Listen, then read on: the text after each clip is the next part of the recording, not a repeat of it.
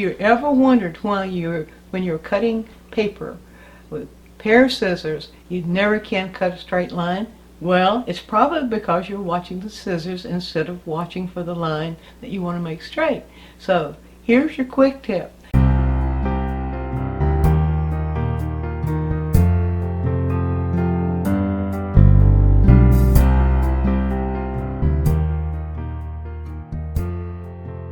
So your quick tip is how to make your hand follow what your eye sees. Your hand will follow your eye. The trick is to keep your eye moving where you want your hand to follow. So I have a little exercise that I'd like to show you that can train you. Now, like all these exercises that I gave you in the previous two quick tips, especially 41 and 42, these little drawing exercises that can help train you. This is not a matter of performance where you're making a drawing to show somebody. This is a matter of training where you're doing exercises just as you would if you were doing calisthenics for your body. You're doing exercises to train your hand to follow your eye. So you can do something like this. There are several variations on this, but take a simple photograph this time for the initial training exercise. Take a photograph that is primarily a single shape like this, and on the photograph make you some demarcation points. So I might, on the photograph, I might say, okay, this is going to be a line of demarcation. Let me switch and get a different, here we go. And then I'll come across his breast. Rather than going around like this, I'm going to go across his breast. I'm going to make a line right there, dot right there. I'll make a dot right here and a dot right here. Now I can go throughout the photograph and in places where on the bird's body we don't have lines of demarcation, or places that we could actually land our eyes for our hand to follow, we will make little dots.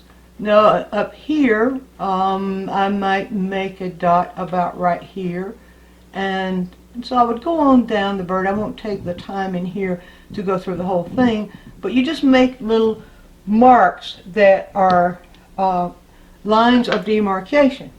So when you start to do this exercise where you're going to be training your eye to your hand to follow what your eye is seeing, what you're doing here, say if you might start with the top of the bird and come down. All right, so we might start, and here you can glance here at your drawing, but you want to keep your eye primarily here. So I'm going to say my eye starts here, and my eye is going to follow that line. So if I put this, my marker here, I have my eye to follow that line. I'm going to come back and follow it again. Now, if my eye is actually following that edge, my hand will go there. What happens is we allow our eyes to jump. We take our eyes off the image. We bring our eyes back to our drawing, and we think we remember what we saw, but we don't. And so the line will end up going somewhere else. And that's a reason a lot of times drawings will look awkward or out of proportion, because our hand is not following, or the hand is following what the eye is seeing, but the eye is not looking at the edge or at the shape. So we would continue that. Now then if we wanted to, from the top down, there's where my eye's going. I have my eye on that. I've moved my hand with my eye back and then forward again. Then I would go, there's a little demarcation there that goes from here to here. There's my first mark. I will allow my eye to go from there to there, back and there again.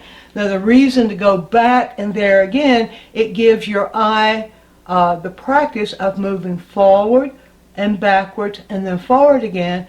Your hand's going to follow your eye. You don't have to worry about that. The key is to keep the eye moving, is to be aware of where your eye is, and then your hand's going to go there. Just trust it. So I would continue then. I might go from this little line of demarcation over to the edge there.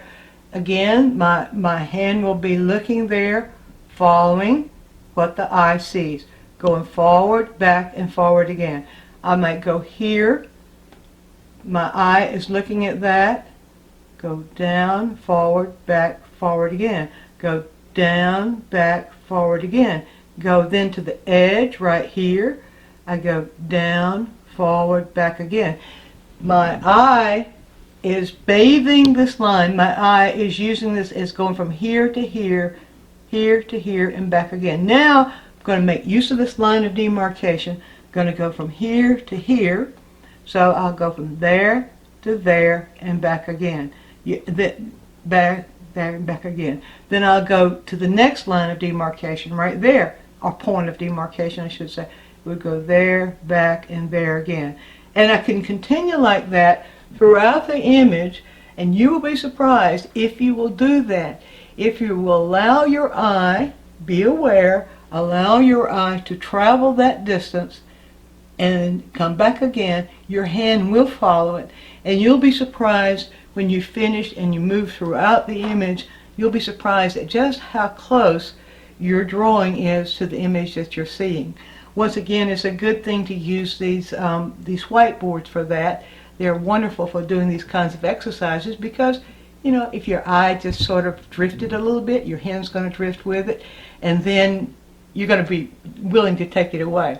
Once you become confident with this, you can begin to make these drawings in your drawing pad. You'll have something that you're really proud of. There's your quick tip.